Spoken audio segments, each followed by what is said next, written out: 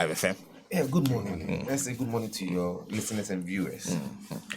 Well, I want to appreciate the good work you are doing for Mother Ghana. oh, great. Trying to entertain, inform, and educate. Yes. I've spoken to you on several occasions. I've never had you in studio. I've seen you come on Rasul Kwesi Boachi's show. That's Mr. David Aguado. But I've never interviewed you in studio before, but I've spoken to you before. So it's nice to see all the three faces. I met Mr. Agri the last time. So, Mr. Agri, once again, welcome. Thank you. Yes. So, having had an earlier interview with Mr. Agri on this matter, I'd like to start with him before I come around. Mr. Agri, once again, I know the last time we had a conversation, we were clear on what we're expecting from the budget. Was there anything in the budget that was what you expected? No. Nothing at all? No, because let me take it into take it into segments. The first one is left hanging, where he says he has heard the cry of the industry and the business community asking for price reduction, tax reduction, and other things, and therefore he expects to do something about it.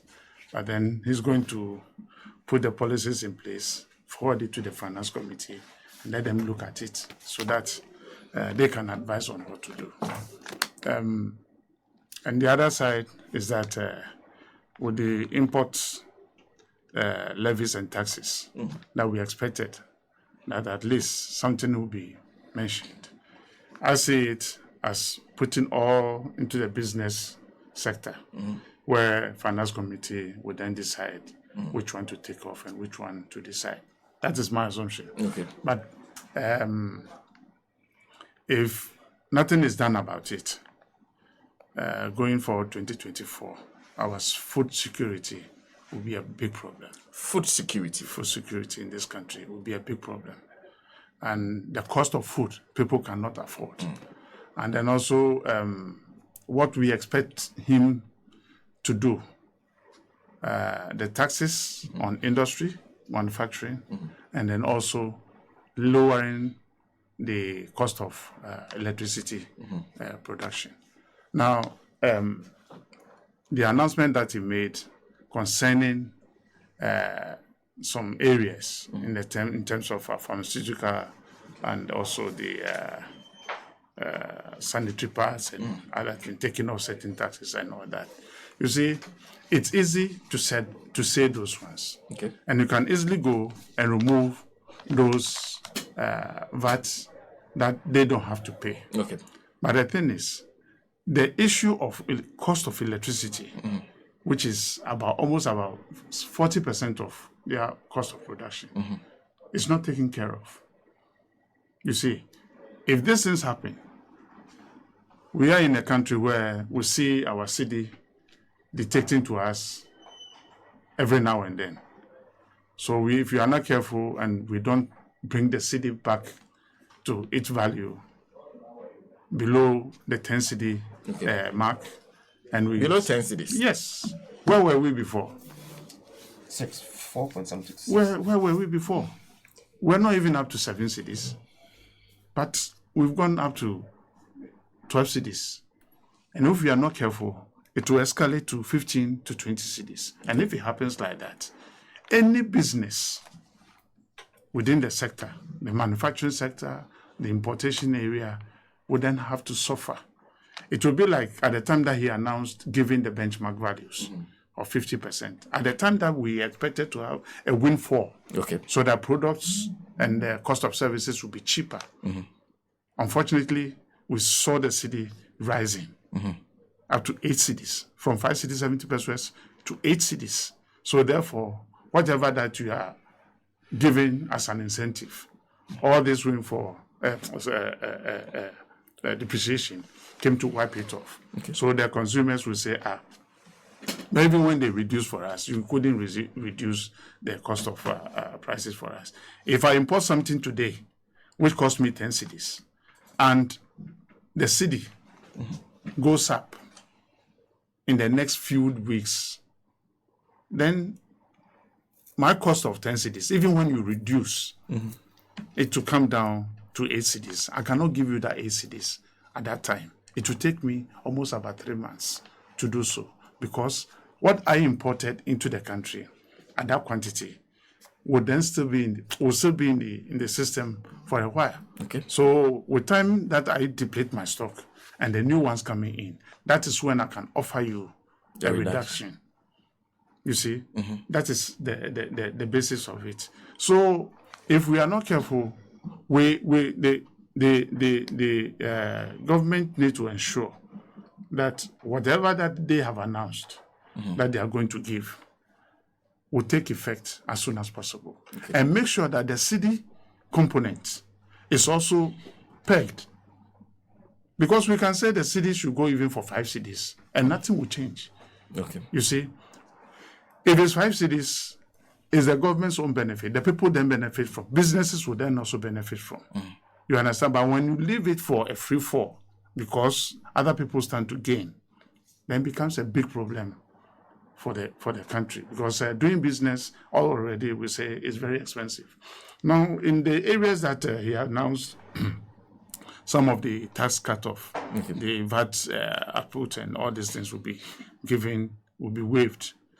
You see, we are in a country where I always say we put the cart before the horse. Now, have we looked at the projections that we have and where we want to get in the next 2 years, the next 3 years or 5 years? And what we need to put in place to ensure that we grow at that rate, so that if I say that in the next 2 years, I'm going to ban importation of this, I'm going to do this, I'm going to do that, then you look at your projections that you have, and then you encourage the people with taxes or with some benefits or incentives that they would then have to fall on to bring up their production to that level and even exceed it. So then when you are doing the ban or whatever offer that you are giving, you'll be justified. But unfortunately, within the business sector, we don't know at which rate we want to grow. As I'm talking to you, for the last 5 years, Ghana, or 8 years, our industry has not grown even 1% in a year. Okay. Not even 1%? Not 1%.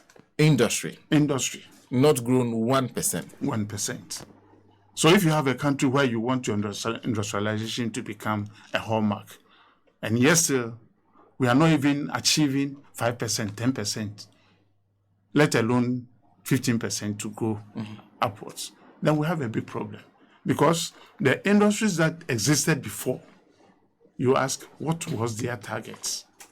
What measure have we put in place to ensure that we grow at this rate? But we come and we look at the budget.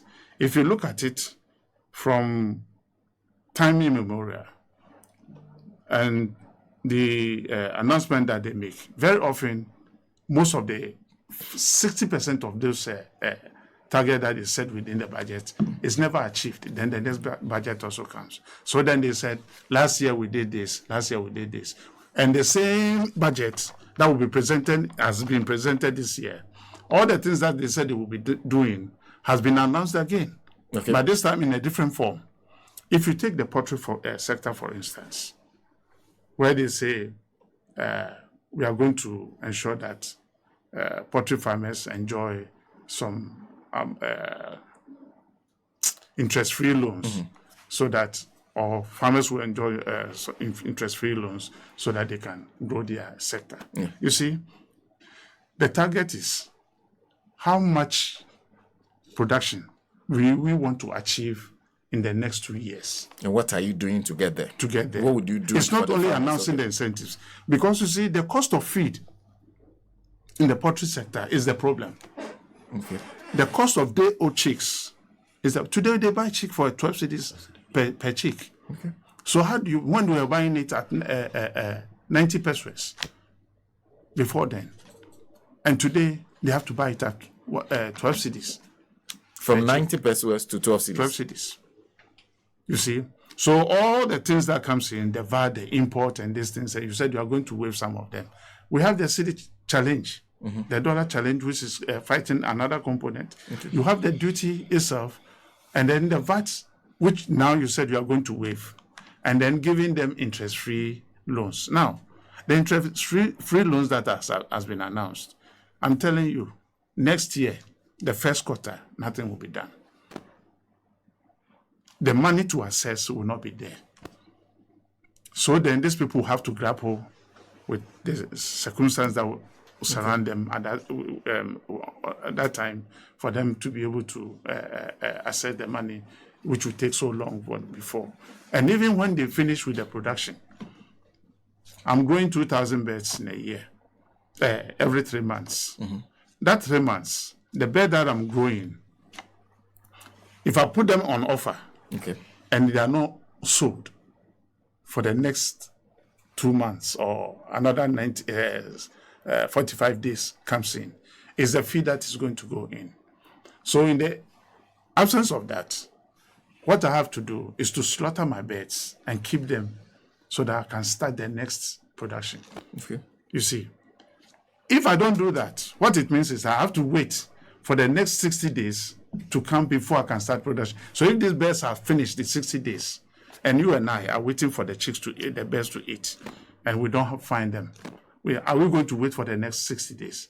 So we need to have a cycle that will then make sure that every now and then we meet our targets and production also is consistent. So when you put these incentives in place, first you need to be sure of what your target is, what you intend to achieve with it, and whether that incentive alone will be enough to get you there. That is and then you are also talking about the timeless implementation of the incentive you put in place. You see, so when we do that, well, we say put in place the structures. Sit them down and tell them, I'm waiting for you in the next 6 months. We are bringing in maybe 1 million metric tons of chicken. Our production, how much is it?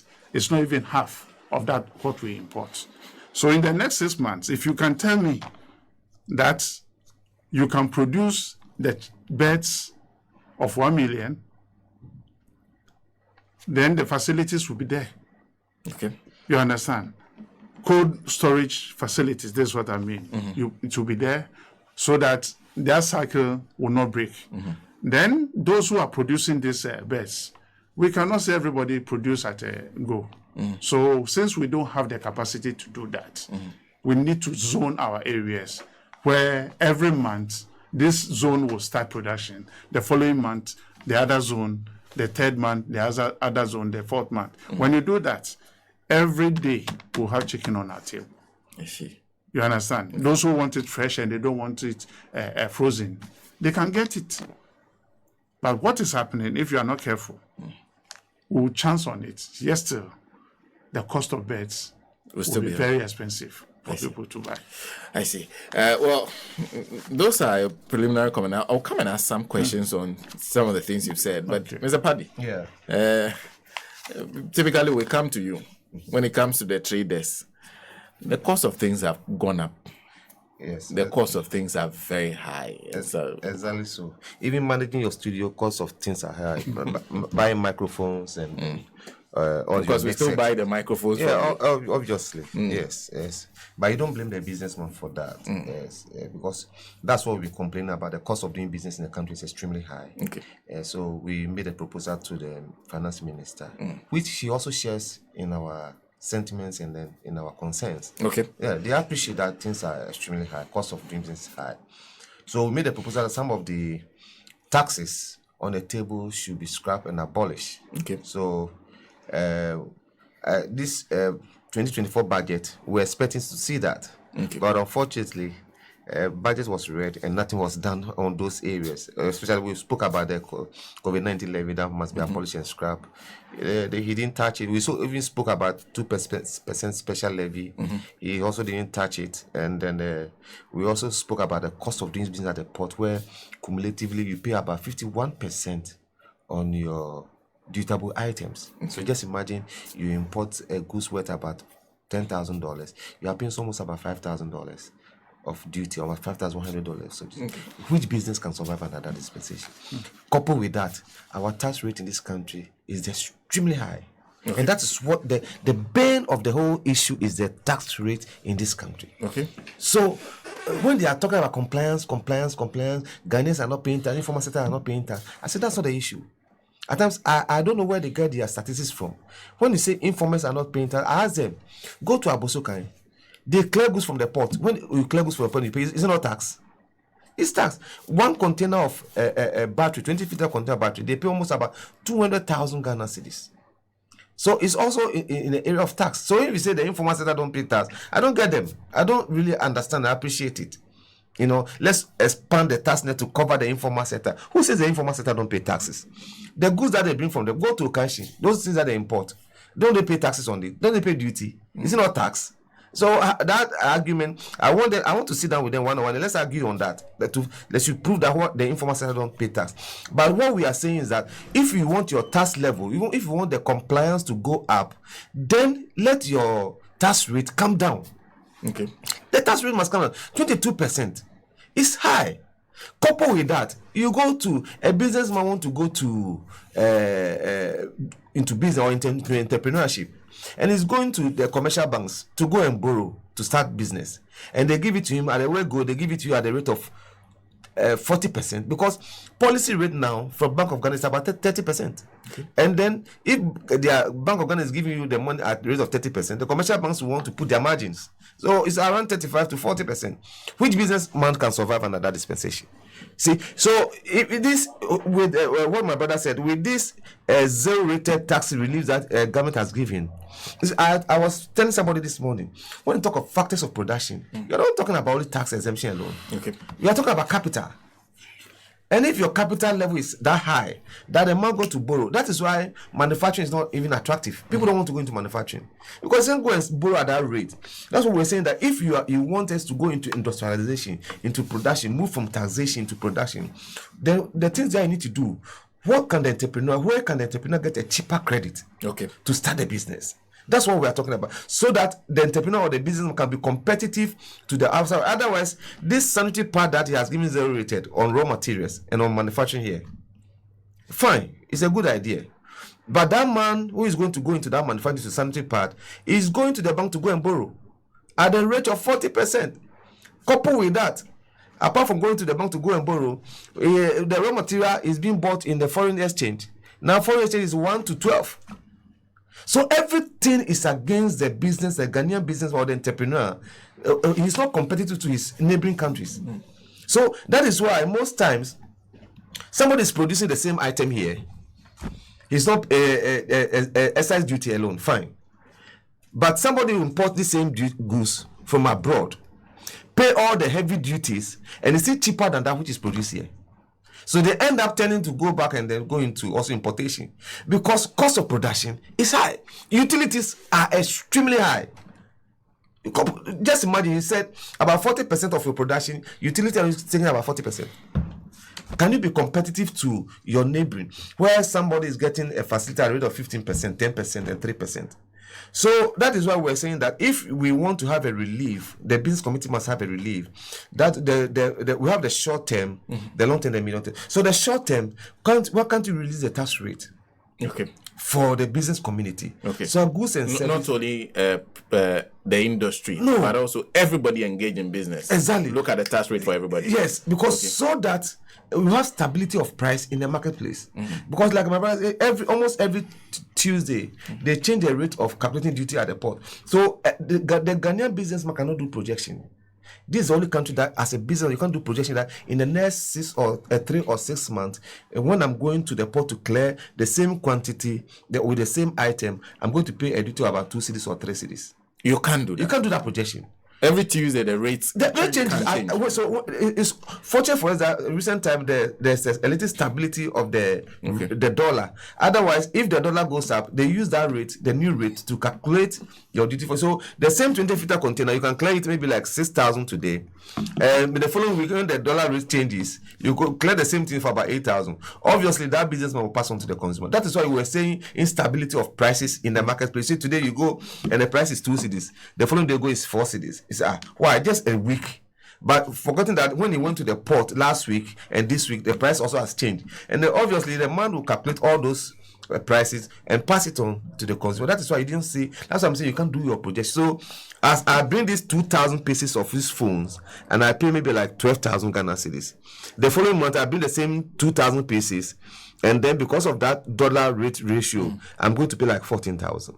So you can't do projection that, or for the next 3 months. So some time ago we made a proposal that for duty purpose, just for duty purpose, why do you can't you peg the dollar rate at a certain rate? That for quarterly, we were even proposing 6 months, but I say 6 months is too much. But even for quarterly, that in the next 3 months, if I bring 1,000 pieces of these phones, I'm paying 2 cedis, and it's not changing to after that 3 months of the quarterly basis, so that goods and services. Price of goods and services will be stable. The next 3 months, price of goods and services, if anything, all things being equal, if anything at all, price of goods and services will be stable for the next 3 months. But we made this proposal. It's a lot of idea, but when it comes to implementation, they are dragging their feet. So it's a worrying situation in the country. That is why, if this budget that came, we're a little disappointed. Yeah, we're disappointed. A little. Let me use the word disappointed because there's nothing new under the sun. We didn't see anything new in there. There was nothing new under the sun. There's nothing new in there that will solve your problem. There's nothing new in there that will solve a problem. You have given you said you are going to give 0 rated for electronic cars. Which people are going to afford that cars for commercial purpose, which is a good idea. But those ones are long term. The electric vehicles things are long term for you. You see, have you ever seen? How many have you seen in the country? you see, and they knock down electric vehicles. So they knock down electric vehicles that are produced in this country. Which people are going to buy it? It's not the same rich people. It's not the same rich people. So you are giving relief to those people, but most time you targeted a group of people to give them reliefs. Okay. You see, what in other countries what they do is that they tax the rich more to support the poor. Okay. But in the other way around, here we tax the rich less, and then the poor that suffer. For example, they're giving say 5%. They move a VAT from 15% to 5% on the commercial properties. Yeah. Which people owns the commercial properties? Let's ask which people owns the commercial properties. You understand? That is the worry situation. So most of our policies is not targeted to the poor, to give a relief to the poor. Not even to businesses. Not to businesses. See, you see, and you said if you want to develop your country, and most of them they needed. You see, anytime government need revenue, their eyes is where the port, and which will do the business at the port. You know the same. This informal business. Look at, just imagine, so that look at what goes on in Abosoka, for example. Look at employment Abosoka has given to Ghanaians. Just imagine about 10,000 shops in Abosoka. Averagely, each shop has about 4 people employed. Multiply it by 10,000. You are talking about 40,000. So why can't you turn your attention? What can we do to support this business community for them to grow? But it looks like this place, businesses are bleeding. They milk you so much so that it's like a cow. When you are milking the cow and milking the cow, the milk is finished, and you keep on milking it. At the end of it, what you see is blood. Yes, and that is what is happening in this country. That you always targeted the business community. How could it be that you import a car to this country? Government takes about 53,000 as a duty element, and the businessman who bought the car cannot make profit margin over 10,000. So government is making. So how would that business grow? Because you are taking, you put duty element about 53,000. The cost of the car is about maybe 50,000. So put it about 103,000, and then the man says the car is maybe about 110,000. So government is taking 53,000, and then the businessman is taking just about 7,000 or 10,000. How would that businessman grow? Government is making more from your businesses than you yourself. So your business is not growing. So that is why Ghanaian businesses are not growing. The Ghanaian businesses are not growing. I can tell you, Ghana, not because people are living exorbitant life or extravagant life, but as a result of bad policy and then our tax rate as it stands. Just recently, who will patronize? You go to Dubai.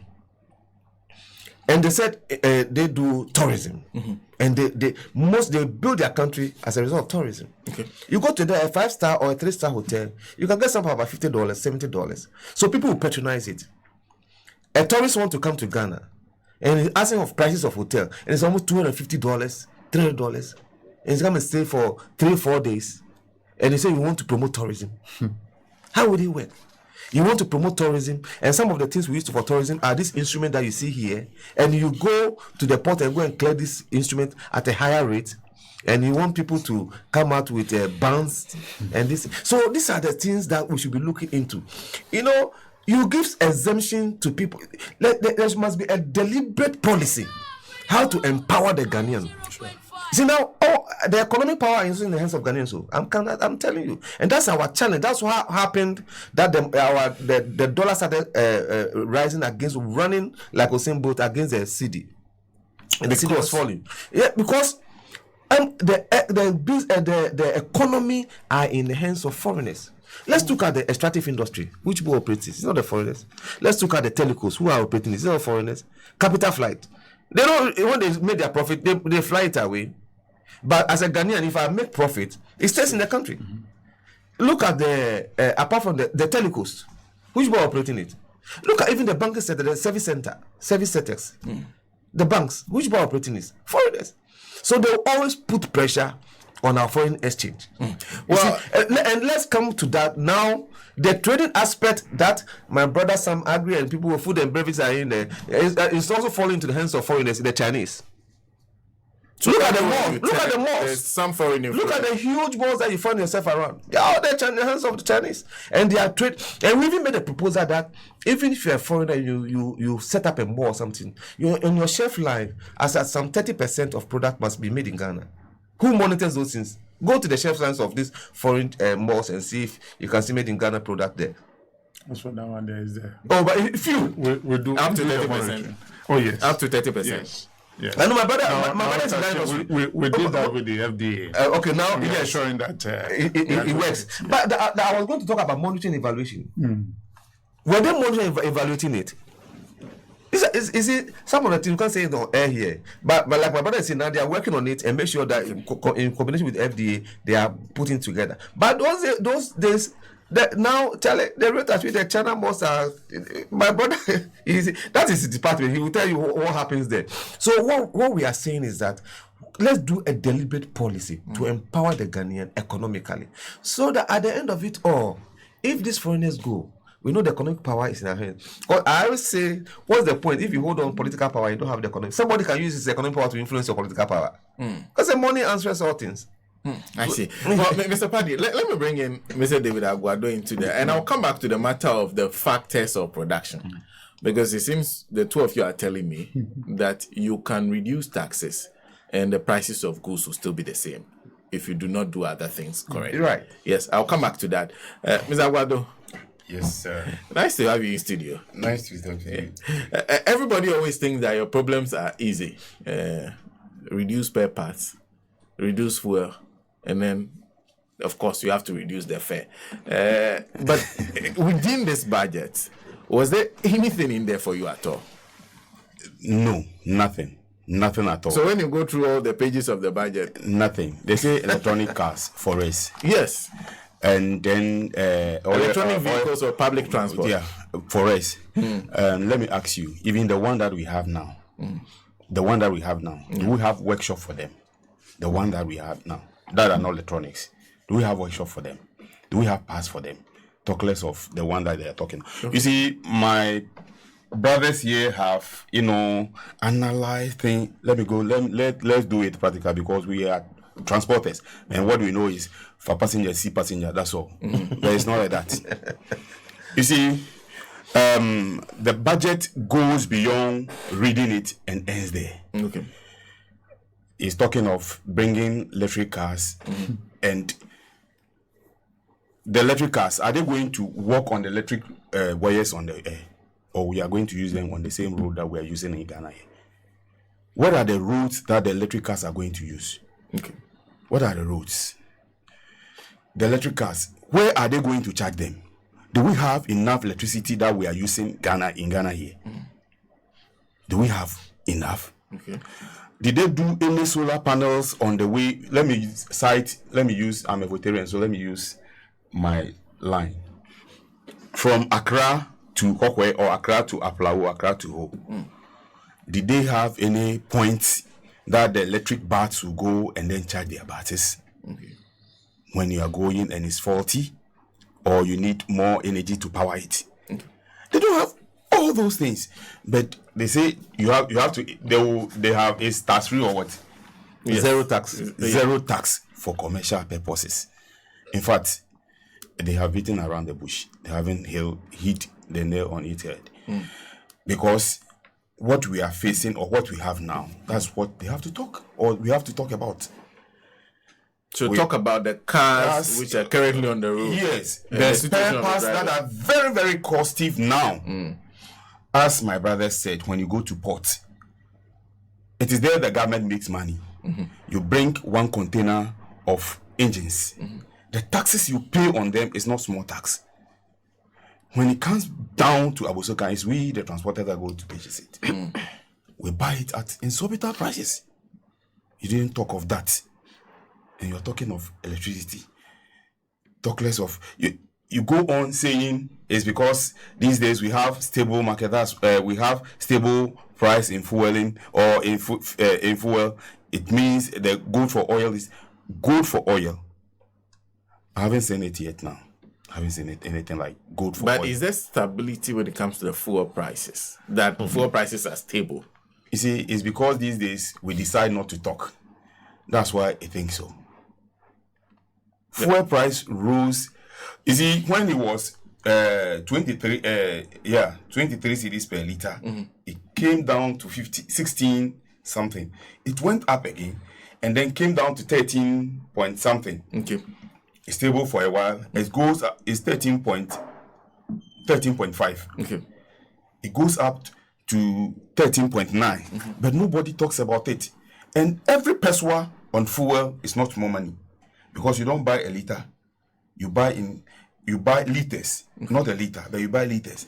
All these things add up to our cost, but we don't shout. We the transporters decide not to talk again, because everything that you say, everything that you put on paper and give to them, it doesn't work. So no matter what you say, nobody is listening to you. We say spare parts are very high in the market. Let me cite the most popular car we use in Ghana. There are only two: the Sprinter buses and then the Toyota Hiace that we call Toyota Fish. Okay. Like a year, let me put it a year ago, because I bought a Sprinter engine in last year, December. Is it November 28th? Okay. I bought it at 6,700. Okay. Which is 67 million. Okay. But now it's been sold at 150 million. 150 million.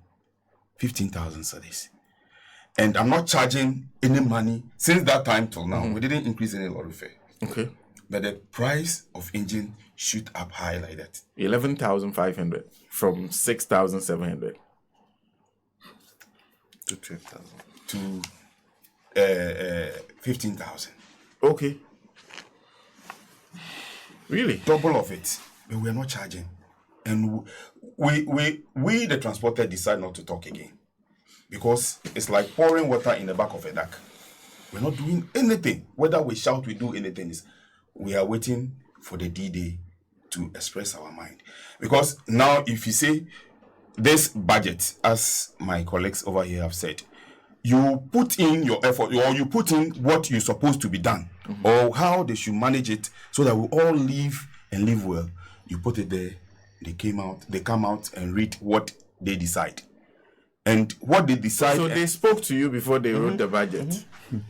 And you told them what you wanted. Yet what they read, there was nothing of what you said to them in the budget. Nothing. Absolutely nothing. If something, they should have touched on the spare, even not anything. The spare parts, they should have touched on it. They didn't touch on spare parts. It's only electricity cars that they talk of. Which... Did you tell them that you needed electric vehicles? No, we didn't say nothing like that because we know we don't have energy sufficiency in Ghana, so we won't even talk of it. The fuel that even we have some here in Atuabo and other places, we are not getting any good use of it. Talk less of electricity that flattered. You can have it today, tomorrow you will not have it. The other time at our place, 3 days we were in light of. So if you are using an electricity car and you end up being at that place, where will you charge it? Where will you do the charging? So we are not talking of the one that we are using. You see, yes, we will not say it's not good. It's very good because the world is changing. We can also change to that. But let's put things in order. Put the structures in first before you start announcing those. Yes. Yes. From Tema, motorway from Tetekwashi to Tema. The road, it's not motorable again. Okay. We are not talking of it. From Ashama, the traffic light, to Gbechele, Sanko, and other places, they are not. We don't have roads in Ghana again. To be frankly speaking, we don't have roads in Ghana. But we are not talking of road. The budget, have you heard anything road in this budget? Yeah, there are some roads that were mentioned, but not those roads that you are talking about. Yeah. You see, the road that they will mention is the highways. But ask me, where are the people staying? Are the people staying on the highway is for business, yes. But it's not like the inner city roads. I will not talk of Accra alone. Let me use even Koforidua. Go to Koforidua and its environs. No any road that you get that are motorable. And while reading the budget, you didn't even Master Ghana. This is the, I don't know how to put it, the worst finance minister we have ever had. Because there is nothing being put, there is no any proper planning. We can plan and make Ghana heaven, as Dubai and other people do it. But we, the Ghanaians, but if you put the plans there, they are not taking it and they are not working with the plans. The food and beverages man, how he speaks, the chain, like the pottery industry, how it's going. The trade man, how he speaks. You go to the government need money, he goes to port. But you that are bringing the goods, is the government thinking of you? Or you that are buying the goods, is the government thinking of you? At the end of the day, you go and borrow. You end up having nothing. We the transporters, let me tell you one thing, what we are facing now. Now we run shifts. It's 3 colors, red, gold, and green. Okay. You work for shift system. Yeah. If red track is for this week, you work from Monday to Sunday, then you go home. That means you are coming the next 2 weeks. Really? Go to Kaneshi, go to 37, go to Medina, go and ask. You go to terminals, all the terminals in Accra here, go and ask. Shift system. That's what I'm telling you. SSS. So you mean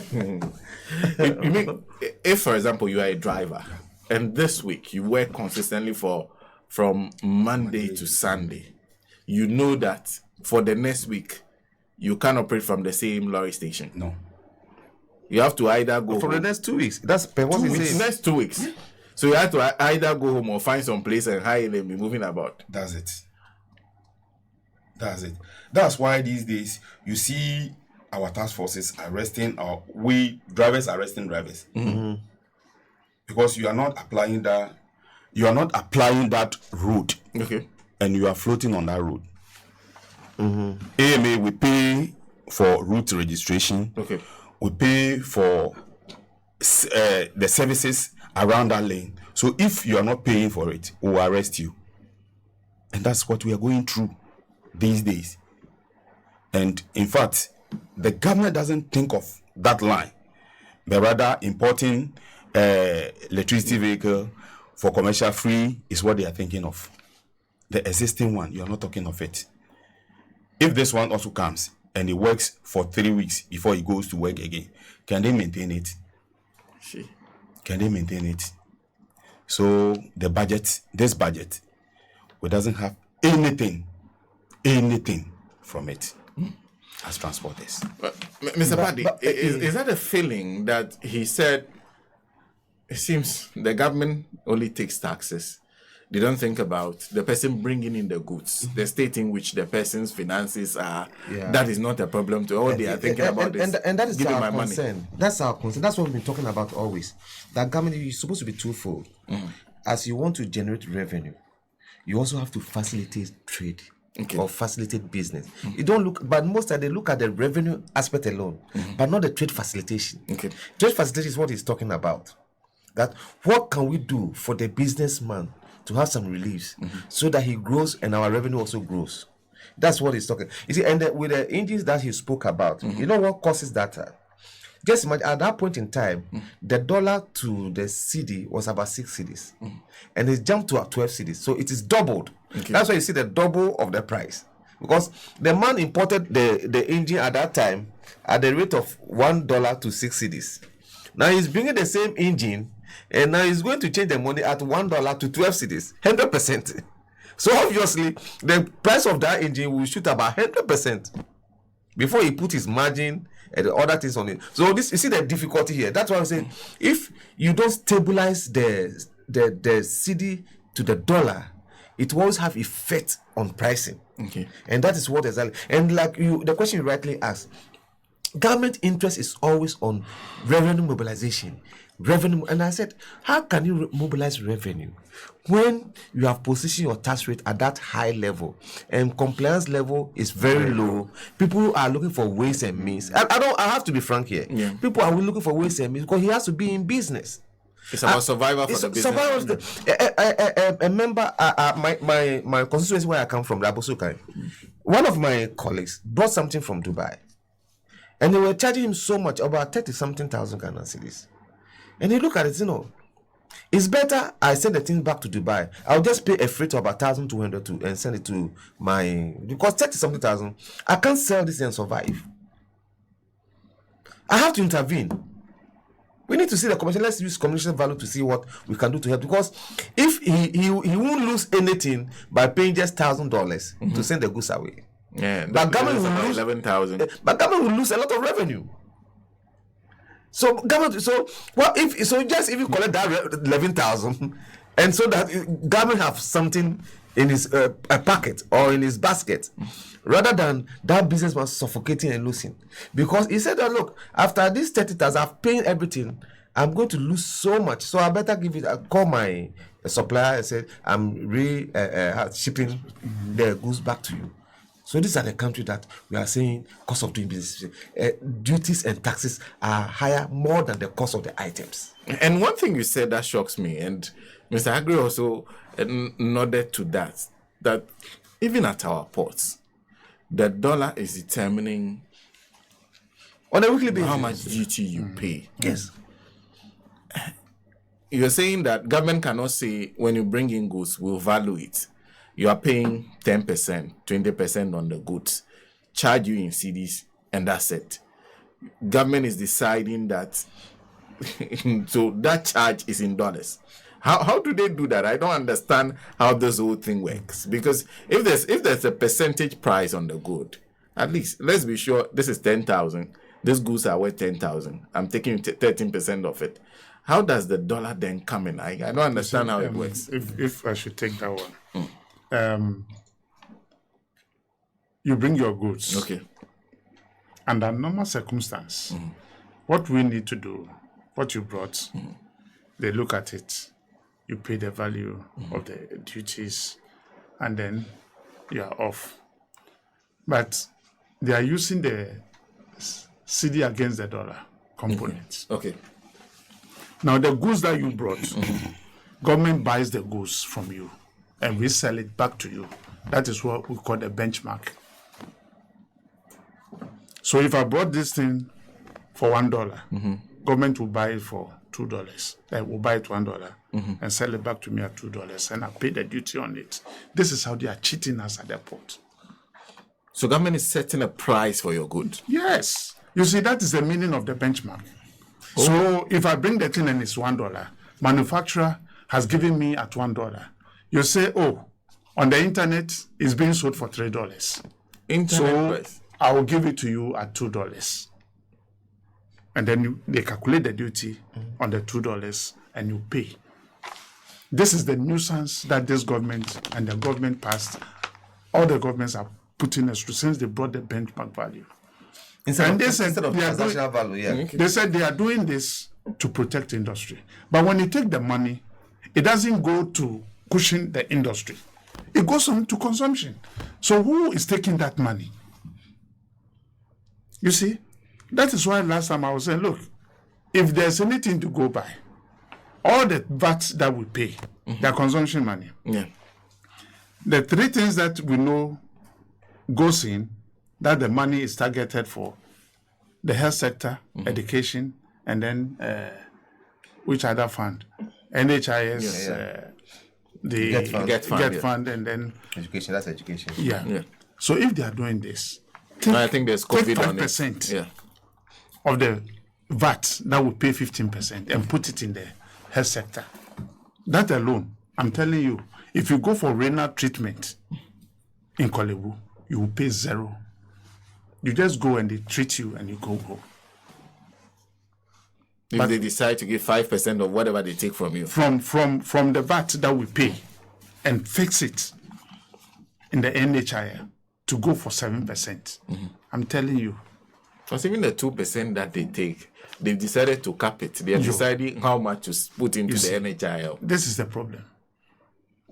You see, but because it's free money they take from you and they consume, they are happy to increase it at the detriment of Ghanaians. So if they are taking the money and the money will go for the property in other areas that we expect, then we are in business. But unfortunately, in this country, this is how, because we are not talking. Even when you talk, they don't listen.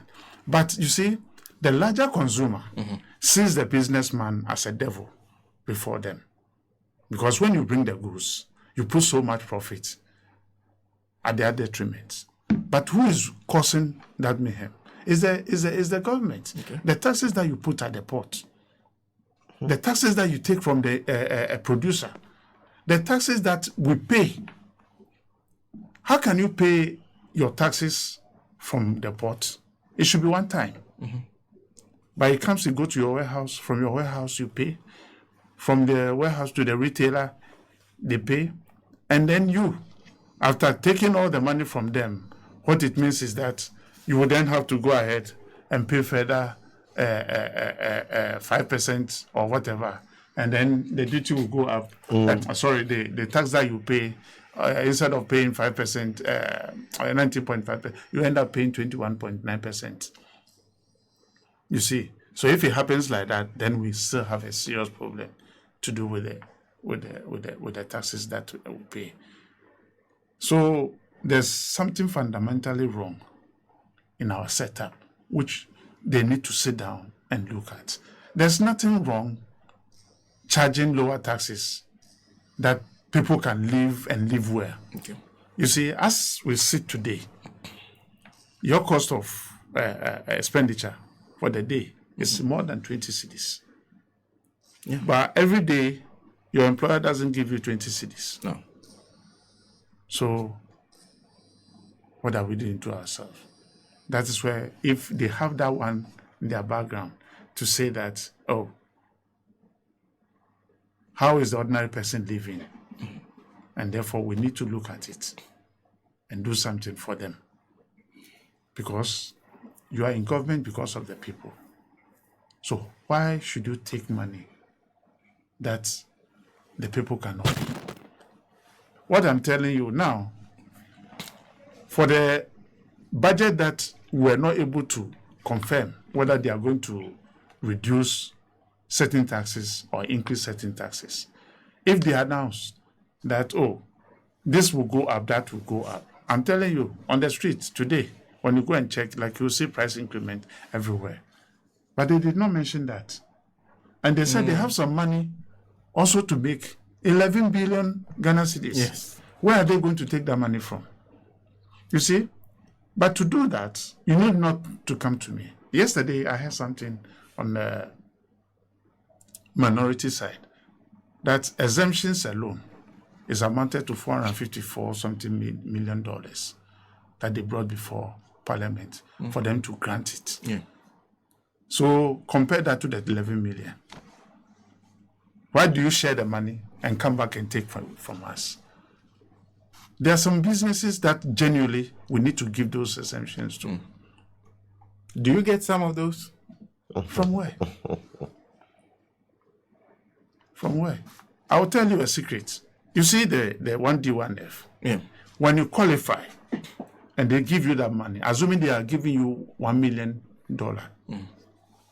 to do that work, they will end up giving you $700,000. That $300, 30% goes into somebody's pocket. You qualify. I'm telling you this for a fact. They are supposed to give you $1 million. They give you You get 700,000. but you still pay for the 1 million. That 30% goes into somebody's pocket, and it goes into the cronies of the government. So if the president is telling you they don't know anything about it, the finance minister is telling you they don't know anything about it, all the figures that they put out there, the 1D1F, I'm challenging you, journalists, go out there and investigate each of them, which one is working and which one is not working. I'm challenging you people. In terms of the factories that they say are on 1D1F. I'm challenging you people, go out there. The name has been given, the companies, they said they have been said. There are some companies, they did salt cutting and so many things, but they've not even produced one dime. Some changed their name, they got the money, they closed up. Oh. Go out there and investigate. I'm challenging you people. Go out there. And when you find that what I've said is not true, please put it on air. Mention my name, that I came to lie. A few things you see. You're saying one, they take 30% of what they are supposed to give Yes. to you, but you still pay the full value. You're supposed to pay the full value Yes. back. Two, you're saying some companies, actually, we saw them being opened, but since then, they've never produced anything. Others, they nicely took up the offer, then closed down. Yes, some of them are also working. Those serious ones that we see them working. But you go out there, the list, try to get the list and find out each company that has been mentioned over there, whether they exist on the ground. I see. Well, So see, let me say something about this electric car issue. To buy an electric car is not small money. it's expensive. It's very expensive. So when you tell me it's duty-free, then it's the same rich people who are going to buy these electric cars and bring them in at duty-free. But on the other side, I saw that maybe the minister, by doing so, has been advised to clean the environment, Okay. to see what cars comes in. What And comes? then because the pollution is becoming too much. But if that is the essence, then what we need to do is to go on the ground and find out all the commercial cars that are more than 20 years in existence. Take them off the streets. When you bring in the new bus, a new taxi, duty-free. So you just pay for the component of the cost and bring the cars in.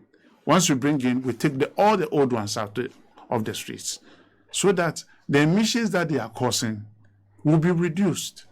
This way, even the cost of transportation will come down. Because if the parts are expensive and they cannot buy, there should be one end of it that at least they can have a relief from. But if you bring the commercial cars, electric cars, and you say that duty-free, who can buy those Who can afford duty-free them? cars? Okay.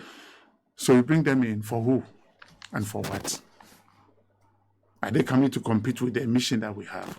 But we should have a deliberate effort just to take off those cars from the streets. Well, if you just join me, we are in studio having a conversation with Mr. David Aguado of the Concerned Drivers Association. You just heard Mr. Samuel Agri, General Secretary, Food and Beverages Association. Mr. Joseph Paddy is still with us, Director of Communications of the... Like you've been told, the station is gold, never gets cold. So just be bold, advertise, cause here you sell out. 36 minutes past 9 is the time, and of course, we're still talking about the budget, and I still have in studio Mr. David Aguado of the Concerned Drivers Association, Mr. Joseph Paddy, Director of Communications for Guta, and Mr. Samuel Agri, who is General Secretary of the Food and Beverages Association. Now, and I'll start from the left. If you have the opinion, and Mr. Agri, you have the opinion that this budget is not suitable, what could they have done differently? You see, the interventions that we're giving should be consumer driven. Okay.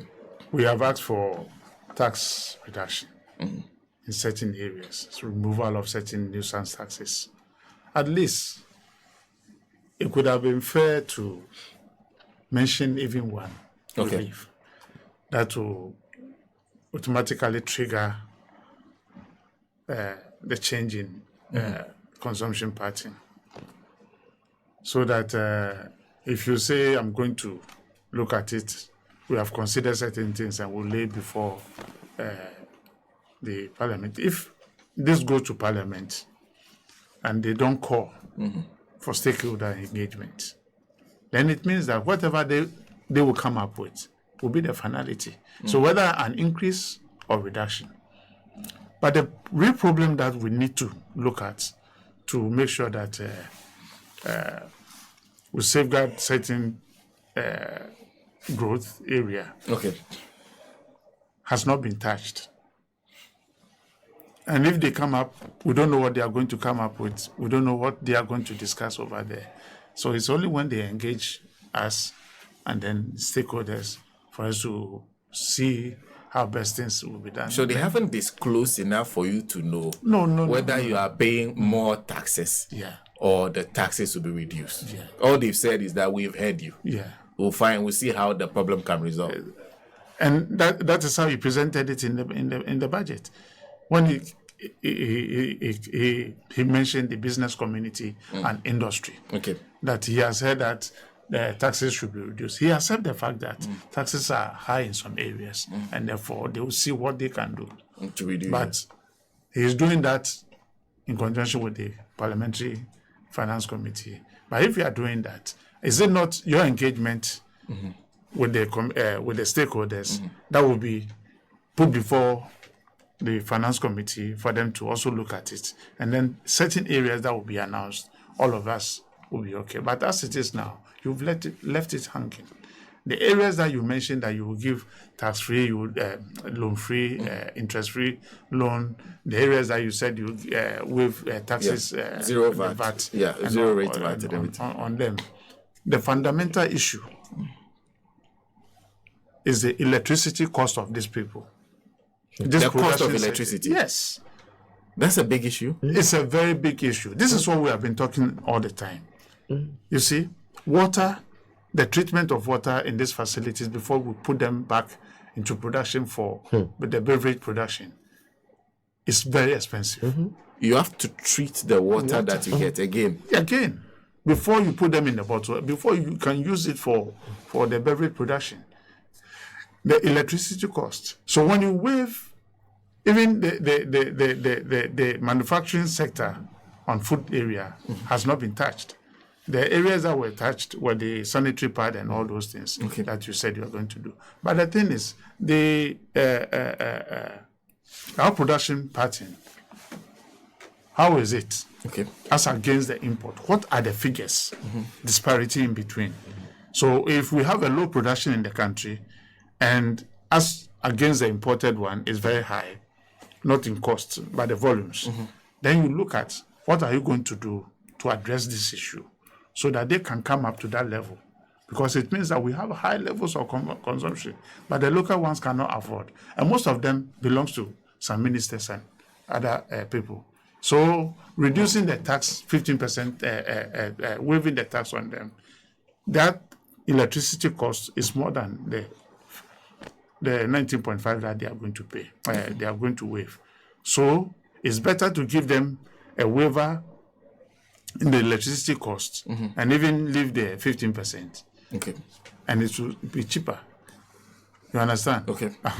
But when you take off the waiver and then the key component that is disturbing our structural system is being kept, then obviously we have done nothing. So you can take off the waiver as long as the electricity remains so high. It will still be expensive for the people to buy. And these are products that shouldn't be expensive. You see, when the children go to school and they tell you the mess that they go through, the girl child, you wouldn't want your child to go through that. And this one psychologically affect them. And therefore they cannot be of productive use in class. So they have to stay home without going to school. Some of them, they even use old dresses. Look, the situation is very dire out there. So the announcement that he has made is nothing. He should let the people just produce, waive all those things, and let them produce at a very cheaper cost. Why should I go to the supermarket to buy sanitary pad for 20 cedis? Why? Even the NGOs that are giving these materials for free, they buy them at a higher cost. But they are being sponsored by foreign agencies to do that. Why should it be so? If things are well, why should the NGOs be there for them to begging so that they can deliver? But so we have a dance straight on our hand. We need to you look keep at telling me that these conversations you have had, you have spoken to the finance minister. These matters have been raised. So he understands the full picture, I guess, of what the situation is like. Then if he understands the full picture, I am wondering how he comes to come and tell us something different, because everybody is now waiting, you see, for industry to reduce the prices of we are expecting that the locally produced sanitary pads will be cheaper. Yes. That's what everybody is expecting. He has announced it. But the nitty-gritty that goes into it, nobody wants to talk about that. They are looking at the face and say it will be cheaper. It will not be cheaper for the next 6 months. So we are looking at somewhere April, May. You see, and even that one, it will depend on it will depend, because the cost of the component that makes the things very difficult, very expensive, are still there. It's not only the waiver of raw materials that comes into the facility that will make the things cheaper. There are so many things that must go in to make it cheaper. Otherwise, what will happen is that, you see, when there's more demand, the cost also changes.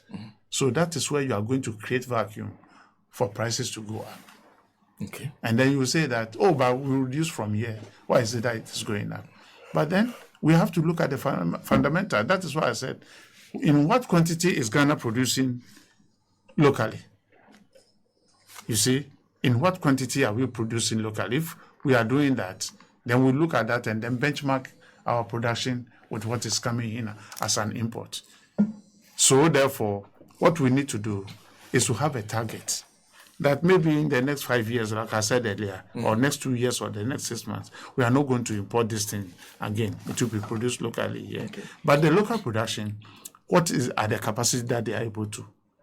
So if they are not meeting the target, what are you going to do for them to be able to reach that target? Okay. Because you look at the gap in between, like he did for the onion and tomato. We said, look, time and again, the tomato sector is suffering. They bring in their pastes across borders to come and fill in. Let us have the right seedlings for the farmers, for them to produce, so that they can sell it to the industry for them to process. Because what we have in the market now does not support so. Okay. So we've been saying this over years. Okay. Now that you said you are going to do it, then let us see. Because you see, when they renovated the Kwalugu tomato factory. At that time, we didn't have any tomato factory here. Okay. So, Olugu factory, what were they going to give them? It's the farming area, this kind of seedlings that you have to give them for them to produce. That was their only problem. Okay. And then the second one is the electricity. So if they were able to do these two things, that factory would have been there by now, producing at a cheaper cost. Okay. But unfortunately, the raw material they don't have. We have to bring them across borders, and then we have to come and grapple with the high cost of electricity in this country. So there are so many things that we need to look at, and then put meaningful tangents to whatever has been announced. There are so many things that must go into it. And therefore, just announcing that waiver and this and that will not only solve the problem, because the fundamental issue is what they are facing. Pharmaceutical industry, electricity is what they use to produce. Okay. So even when you are waiving certain things, you look at the cost. So it's only almost about 20% of the cost that they are going to incur is what you have taken off. The larger part of it still remain. I see. So what do we do as a country in going forward? If I look at the budget and some of the figures that were announced, that we are going to expand this area, especially something like NAPCO, we don't have the figures to prove that truly 100,000 people has gone through this system. Okay.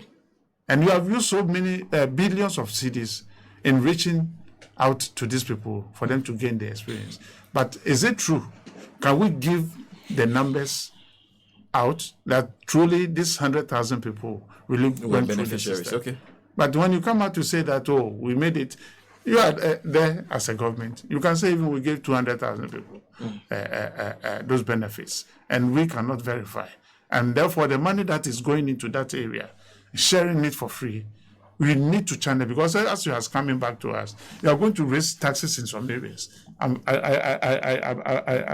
dare them to come out to say that cannot be possible, because you have said you want to raise money to cover certain areas. How are you going to do that? If you don't raise taxes, how are you going to do that? So therefore, you need to cut off unnecessary expenditures. Government size must come down. The party apparatus that you have recruited and you are putting them on allowances must go off. The other areas that we are spending without any meaningful tangents to them, we need to cut them off so that we can save some money. If we bring down the size of government down, we look at people who are not civil servants, but then they are appointed as presidential staffers. Because when the government changes, those staffers will go. So it's better you bring them down so that you save money, or cut down the expenditure that government itself is making to make sure that that money is saved. So therefore, we need not to raise more taxes. And then better look at what means we are going to use to bring down some of this cost of production in our area. Because we need to grow as a country. It's only the processing and the manufacturing sector that will make the country grow. Otherwise, forget. There's nothing that will prepare this country forward. And of course, we'll be looking forward to what will be presented in terms of what will happen to the taxes. But you agree with him? Yeah, perfectly so. We are sharing the same sentiment that he's sharing. You see, we want to see. And I don't think there's anything new under the sun. Whatever is in the budget, anything outside the budget will not be seen. All that we have seen in the budget is what they are going to implement. Okay. And like he said, it's unfortunately that you can have your say, and we'll also have our way. That is what is happening in this country. Whatever you say, we'll have our way. Otherwise, and you see, all these interventions that they gave, they are long-term interventions. They are all long-term intervention. But we were proposing that in the short term, because at every point in time must be a short term, medium term, and long term. This electric cars we are talking is in a long term, span of 8 years. Okay. Yes. This sandwich part production is in a medium term, fine. But in the short term, what can we do to bring relief? That's what we're looking for. That's why I say in the short term, take some of the taxes off, so that price of goods and services will come down. But we didn't see that. You know, and meanwhile, we've come and agreed on a common principle that whatever it takes, because as it stands, business community, we don't always only ask for reduction in taxes, but we also make proposals as how government can generate revenue. We say if you want to get more revenue, then reduce your tax rate, so that when you reduce your tax rate, together we'll all mobilize the revenue, so that you get the needed revenue. But if your tax rate is high, I say compliance will be low, extremely low. And they all know, outside the box, when we go out there and we are talking, they all share in the same sentiment that we share in. But we don't know what changes when they go to the floor there. And so like, recently I was having conversations with them. You have to get the impression that they agree. They agree perfectly. So that's the way to do it. We notice, we know cost of production is high. We know tax rate is high in this country. They know all. You know, recently I was saying something and I think they didn't agree with me. I said, we want them to feel what we also feel out here. And I made a proposal. I said, look, they enjoy a lot of exemptions, even with the parliamentarians. On their vehicle, they go for duty free. Now they should begin to pay for their cost of their land cruisers, and they say how it feels like. Oh yeah, they should pay duty on the land cruise, and they will see how it feels like. Then they will appreciate that the Ghanaian businessman is suffering. Because I'm unfortunately I don't know how much it costs to clear a land cruiser now as a private person. So that if the parliamentarians, the 275 people start clearing their land cruisers and paying duty, then they will appreciate when we are talking. Because they have been enjoying the exemptions and the duty frees, that's why they don't feel what we feel. And it's unfortunate. It's very unfortunate that we find ourselves in this and these problems. It's been there for years and ages. We have professed all the solutions. We have identified the problem long ago. We have found solutions to them long ago. But who to swallow the pill? You see, we always one of my worries is that we always looking at the next election instead of looking at the next generation. Somebody say want to look for opportunity to come to power. Another person want to opportunity to break the eight. And then all our interest is how to hold on to power. But now what can we do to develop the next generation that are going to take over from it? Because what our parents couldn't do, we are now doing them. And we're also leaving a backload for the next generation. We are not creating a smooth road for them to come and ride on. But because look at the debt that we are accumulating. We are accumulating. Who are going to pay? The next generation. And that is worrying. So what can we do to develop our people? You know, so these are some of the difficulty we face. And we are on the ground. We know the in and out. If government there are so many ways we have made an input into government policies. And it works for them. So I remember the late Barredo, when he was around, he came to us, at the informal sector, we want you to also pay something for government revenue. And we said, Minister, we also our people, input output is, as for we are not ready to go into input output. We don't know how to do the calculation about input output. That you yourself have said we are informal. And then he did the calculation, saying between the input and output, there's some 5% in there. So we should pay 5% flat rate. So, honorable, we are starting a project. So 5% will be just too much. So let's come to 2%. We spoke about it, and finally we agreed on 3%. And I can assure you that they realized a huge revenue and they were able to meet their target in the shortest possible time. So these are the input we also make.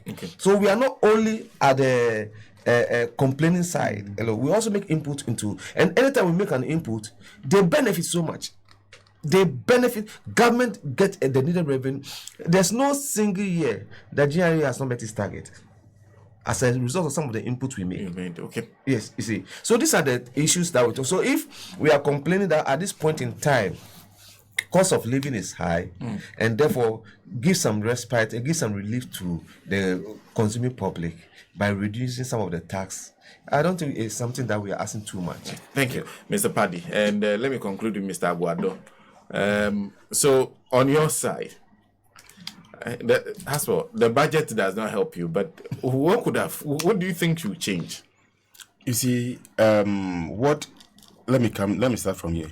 You see, what we were expecting is that the electricity, the electric bus that are tax-free supposed to be Sprinter or Toyota Fish tax-free, because that's what we are using for now. Okay. You So see, Sprinter, tax-free on Sprinter, and of course the Toyota. For commercial purposes. For commercial purposes. For commercial purposes, taxes must be reduced on Sprinter buses and then Toyota Fish and even VIT. Okay. VIT. Okay. You see, these 3 types of cars For Uber, Uber and then taxi cars. It will help the nation, and even government will get more money from there because we pay taxes. So you know that every 3 months we pay tax. VAT every 3 months we pay it. And it is not that aspect alone. You see, as my colleagues are saying, we join with government. We give them the advice given to them, like, you see, the cars that we have in Ghana. Let me use Niboy Town and then Ashalaja as an example. Okay. There are taxis over there that are more than 30 years. And we have taxis at port that are demurrage. And we have cars at port that are going to demurrage. That are very, very far better than the one that we have here. You can do it this way. Bring your own, take this one, pay something small, then the demurrage that is going for. You understand? So we do give them advice and other things that it can help the nation, because what they are talking of, the pollution. That car, the pollution under that car, and then the one that we have that are 30 years and above is more higher than the one that are coming. So if it's been changed, it can help the nation and it can help solve the pollution that they are talking of. But it's not been done. Rather, the electricity that we don't have. You see, if I talk of electricity cars, what I say first is the routes.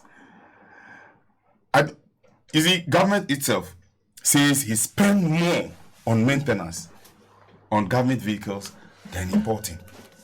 That tells you what we, the commercial, for them, they don't ride as we are riding. No. They don't drive as we are driving. No. At times, the whole month, they will go out for 2 or 3 weeks. We, the whole 24 hours, we're on route.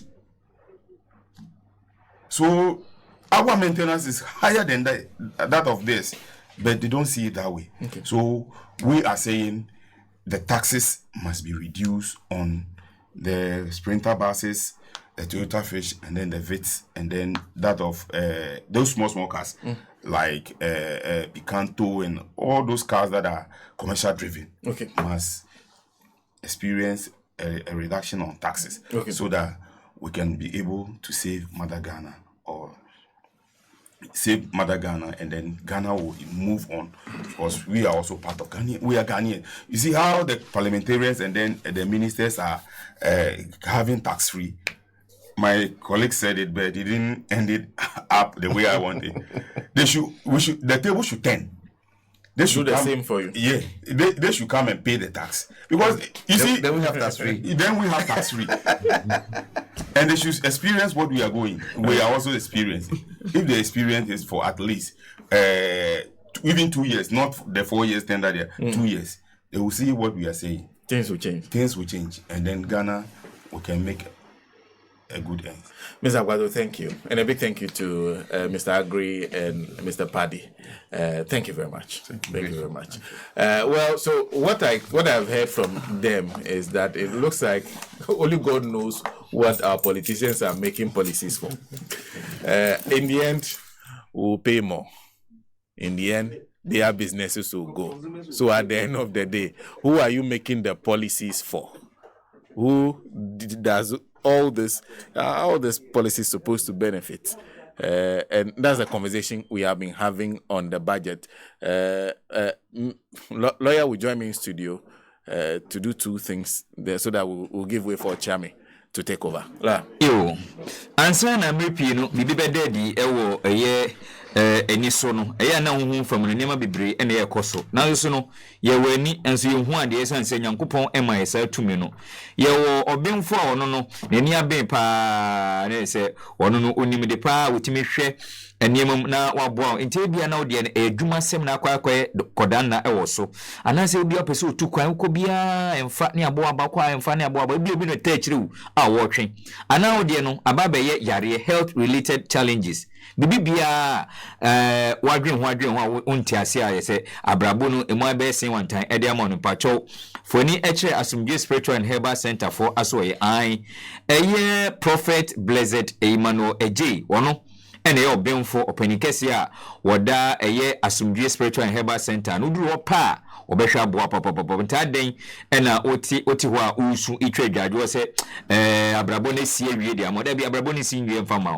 o hwe na La Paz tabura number 4 La Paz tabura number 4 alaji kwan ni so a ena prophet blessed Emmanuel Eje owo friend numbers na enini nkomo why 0244 643012 0244 643012 and I say 0552 482787 0552 482786 nene twetwe nkomo na fi church awusemu ekire no wati yemfa ayi onka boyi entwato emfamam ebusuapani kwabena sechi ewo agona number 1 gomwa antade obrefo aho ankobia omanhene a owo gomwa achempem traditional council otoso makomako mienu ena afesu no nana obenchi kuma a wono etoso nkron ayadontenhene nana amwasa obo ben okofu jesi audikan odikro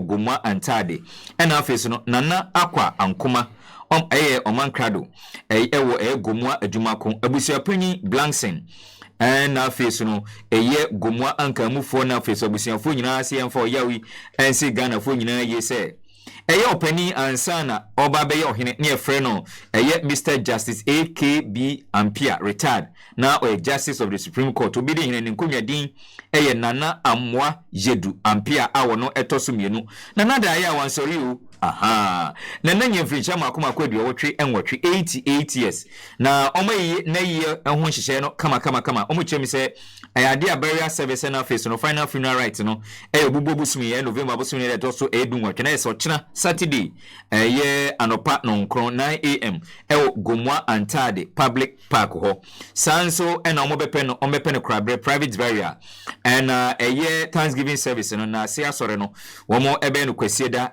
November busumi tosudu nkron afimpimire ne aduonu mensa gomwa antade public park anopa no nkron na womo atranse abusuafo siensi Ghana fo nyina se ohui akwakwa nkogya entumegyawo na womo ensie omodehye nana amwa Yedu Ampia the second. Thank you very much. And that is it for the Good Morning Conversation for this week. We are back on Monday with another edition of the show. Up next is Ochami Bajimba with the Mid Morning Show. Before we go, this is Elvis in Netherlands. Elvis says, turn the corner. Oh yes, beauty lies in the eye of the beholder.